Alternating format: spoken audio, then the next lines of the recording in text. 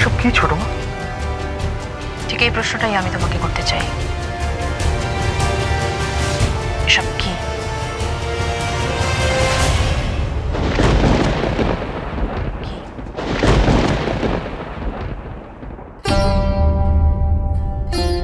আমি তোমার কাছে সত্যি এরকম কিছু আশা করিনি সাত্তকী। কোথাও যেন আমি নিজের কাছে ভুল প্রমাণিত হচ্ছি। আমি ভাবতে পারছি না এতদিন পরে আমাকে এইসব নিয়ে তোমার সঙ্গে কথা বলতে হবে। ছোট মা, আমি তোমার বিয়ের পর আজ অব্দি যা যা কিছু ঘটেছে সাত্তকী, তারপরে এগুলোর মানে কি?